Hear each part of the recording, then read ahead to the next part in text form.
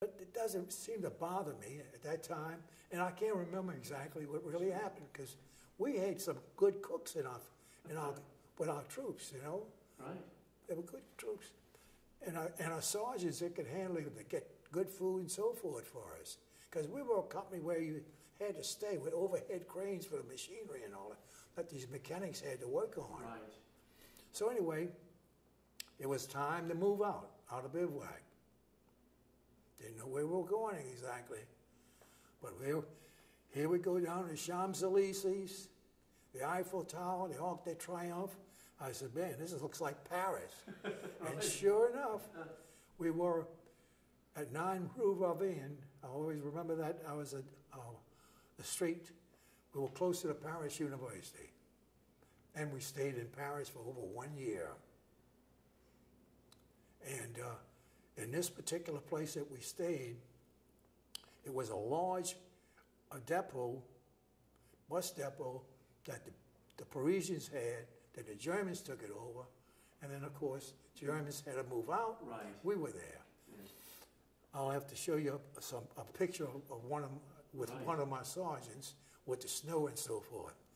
And the place that we had was a big place with 3-story buildings on each side, and that's where most of our men stayed.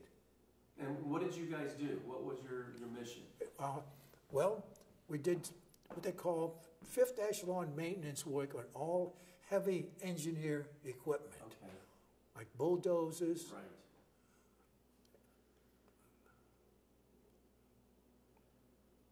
And all types of machinery that we use to make roads or bridges and so forth, all of that.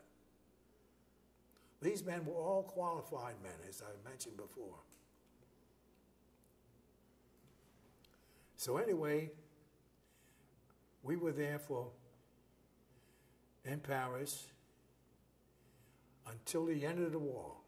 How did the French citizens act towards the Americans?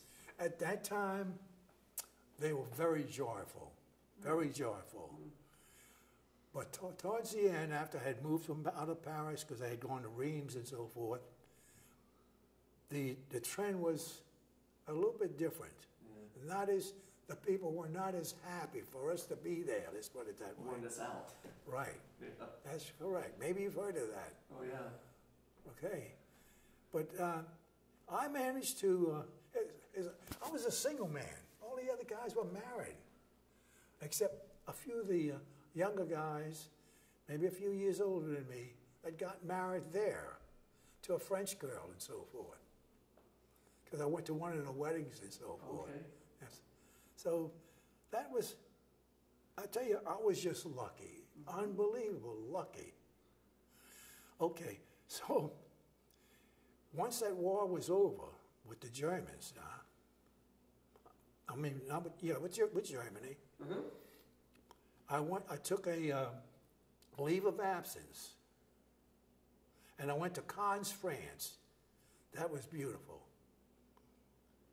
In southern France. That's right, in France. Yeah. And I was to meet another officer the next day, a fellow by the name of George Magny. He didn't show up. I'm in there at the beach and so forth. He never showed up and so forth. So I called in to the company. I speak to Lieutenant West. He apparently was the last one to leave. He says, Frank, guess what? The company has moved out into bivouac. Now, he didn't tell me why or anything like that. Bivouac, out of Paris. Right. See? I said, well, George, do not say anything. I made a call. He says that George Magny, I believe he was the name. Yeah, he was the one that was called to meet me the next day in Cannes, France, you see. He never did show up, and of course I called. And then I mentioned, I said, don't say anything. I'll come as soon as my leave of absence is. I had a 7-day leave of absence, so I took the whole 7 days. So then once I got back, as I was getting into the bivouac area, because I was giving instructions where to go, they all thought I was a a Negro officer. I got the beautiful tan and so forth. Unbelievable. Yeah, you're in southern At France, the time, right? in France. So we out there for a while, and et cetera, getting ready. We knew it was to go to the other side for the Japanese. Yeah. And then before you knew it, we dropped the atom bomb, and that closed everything for us. So then we go to Reims, France, and we out of bivouacking completely. We're waiting to be discharged. Well, that took about 6 months before we were discharged. Mm-hmm. Get an honorable discharge. And at that time, that's when they made me captain, Okay. so forth. So as I said, I'm extremely lucky, extremely lucky. Most of the men that I knew have perished. They're all gone. The men that I was writing to back and forth, they've all gone. When you came back to the States, Frank, No. where were you discharged at? What base did you go back to? What fort?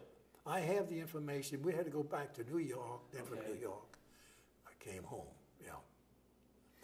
And of course, I was in an inactive reserve. 5 years later, I was called back in after, I was married within 13 months once I got out of the service. And I had 2 children then, I was called back in. And where do you think they sent me to? Korea. Well, yeah, wait, I'm not finished. Fort Benning, Georgia. Okay. The outfit up place I was with. Right. Well, what I did, I moved the wife and the 2 children. I had 2 children then. One was 4, and the other one 2. And we stayed there for at least, well, when they came, I was there for 6 months altogether. We only stayed there for 4 months. I was living on Bassett Street. At that time, I had left my home here, and I lived on Bassett Street, not too far away from here. So I moved my wife and the 2 children over there, and we, knowingly that I would be called elsewhere, I said, let's have a good time, and that's what we did. Went to the officers club all the time. I was extremely, extremely lucky. That's all I can say. Extremely lucky.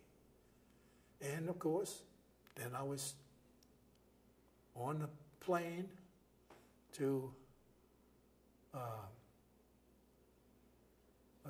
Seattle, Washington. Now, of course, I don't know if you want to, this is not anything about World War II down here. We're talking about the Korean War now. Well, let's conclude with the Korean War. Okay, Though. Tell me all your right. involvement about So I was the Korean into War. the Korean War. So anyway, I had my duffel bag with me on a plane from here to Seattle, Washington. But the what do you call it? The box. Your Foot Locker? Foot Locker. Mm-hmm. See, my mind doesn't. It's not You're there. doing great, Frank. I'm ashamed of myself. I can't remember that. And this is happening to me in the last year or so, that my mind is not moving like it should be. I don't tell my children that. But nevertheless, the Foot Locker never showed up. I had all my uniforms and so forth. Because with a duffel bag, I just carried something Right. just to get me to Seattle, Washington, and then the Foot Locker would give me my other clothes. Never showed up. So then eventually, we moved out of Seattle, Washington. We went to Canada, got on a Canadian Pacific airliner, and we stopped at 2 places on the way to Tokyo, Japan. Mm-hmm. One was the Aleutian Islands, and I can't remember the other name. But nevertheless, we were in Tokyo for about 2 nights. I don't know exactly where we stayed. And there was no Foot Locker, by the way. In other words, the Foot Locker was sent to Seattle, Washington. I never received it there. Right. And of course, we were in Seattle for about 1 week, I guess. And then we moved to, I'm going back on it, but then we moved back to the Canada, and got on a Canadian Pacific airliner with strictly all officers, 30 officers on that plane. We stopped at 2 places prior to going to Tokyo. Then from Tokyo, we get on a boat and we go into Korea. We landed at Busan, Korea. Mm-hmm. we didn't last too long there. I don't know how exactly we were in bivouac. I think we were in bivouac a little bit. But I wasn't with a company, let's put it that way, at that time. That's right, I know what happened. I'm in Busan, and they sent me alone with just a pilot.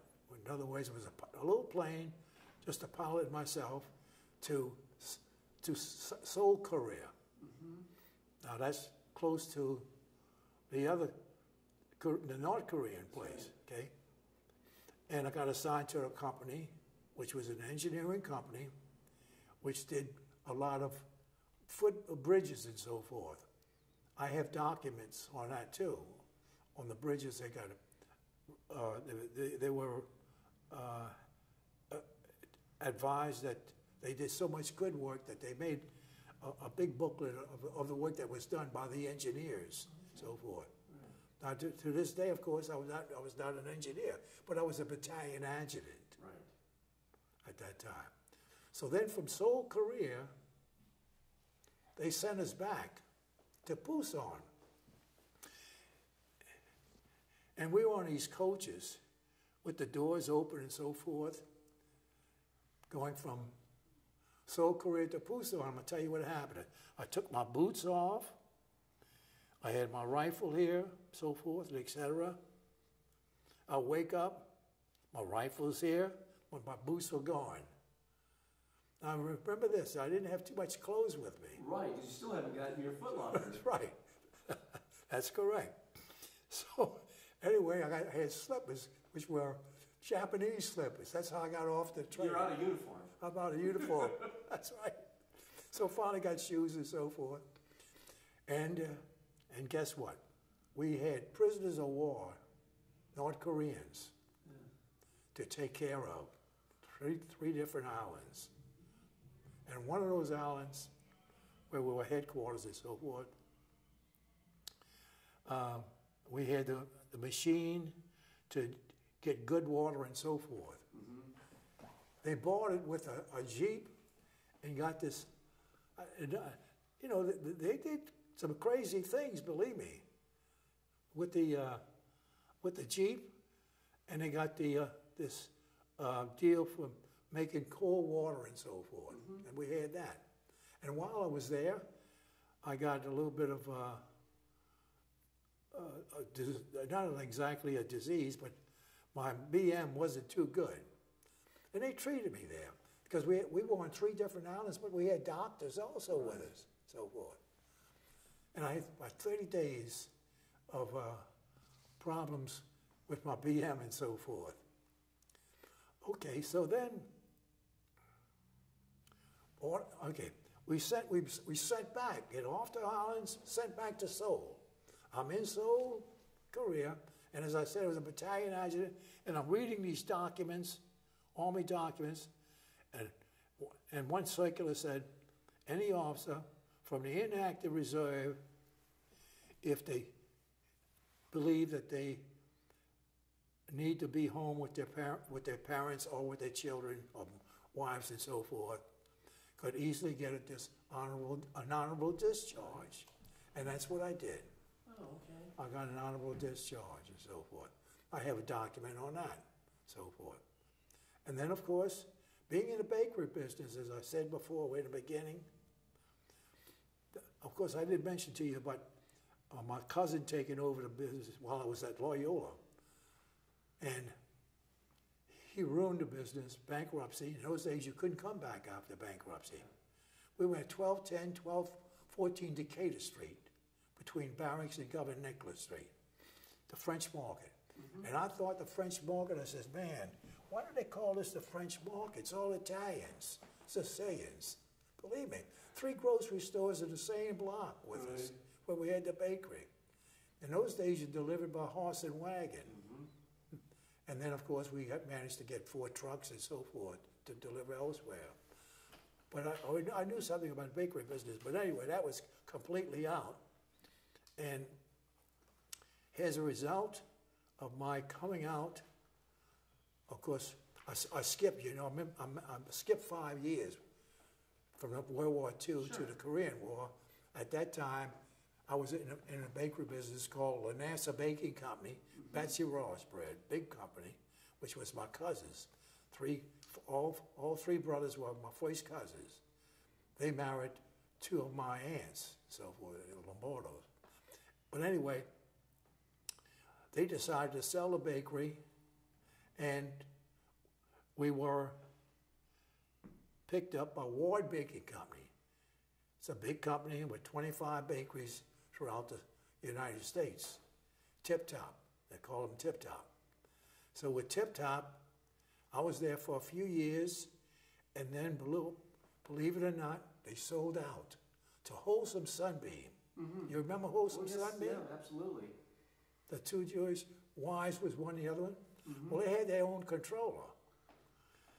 Well, anyway, for the first week, everything was okay. They had me there just to maintain all these employees of the Lanassa Baking Company, Award Baking Company, Tip Top Bakeries, and so forth. So eventually they asked me to leave because their controller would handle everything. Mm-hmm. I said, man, oh man, this is going to happen to me? I was about 42 years old then. Because I was with them for many years, 42, 43 years of age. So I decided I wouldn't leave. It would be it's their part that they didn't want me. So I drew pay without working yet. Mm-hmm. So I went around trying to get a job. Every place I went to, I was overqualified. I got documents and all of that to show my background. So then I went to, you may know these guys, three fellas that graduated from Loyola, at Loyola. I didn't take 4 years of accounting, I only took 2 years of accounting. Well, these all were three CPAs, Felix Ratman, Adrian Duplanche, and Billy Hogan. So I spoke to Felix, because I went out with him and so forth on dates. At the time we were at Loyola. He says, Frank, you know, you're overqualified even to do some work for us here.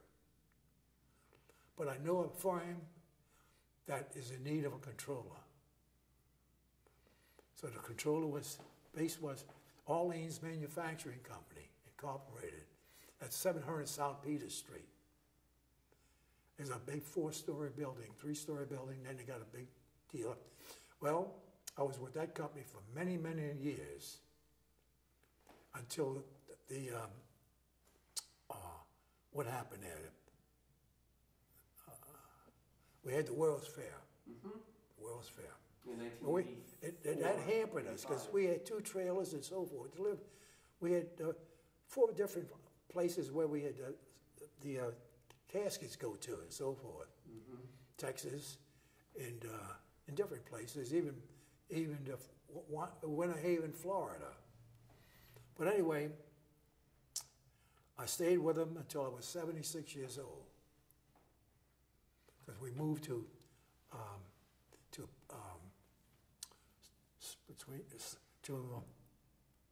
let's say Slidell. What comes after Slidell? Lacombe?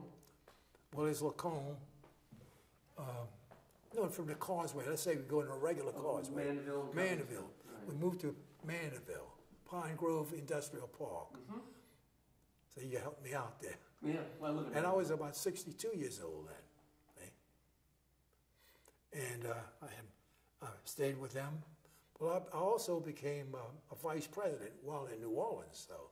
But when we moved, I changed the subject completely. Right. They were thinking of my age, 62 years of age, be close to 65 and so forth. But I stayed as a controller and so forth until I was 76 years old. So that ended my work. Then you retired. Then I retired, right. Frank, let's go back for a minute about the war. Right. You know, because I know that's what you're here for, really. Well, you lived a fascinating life, and you said yourself that you consider yourself I'm the luckiest guy in the world. So would you say almost to you, World War II was a big adventure for you? Absolutely. Absolutely. tell my girls and my boys, you just don't know what I've seen, especially when I got to that Normandy beachhead there. Unbelievable to see those bodies in the water. Young kids, I know they were younger than me at that time. I was 23, 24 years. I was 24 years old then. Unbelievable. Unbelievable. It's amazing that I'm still here, believe me.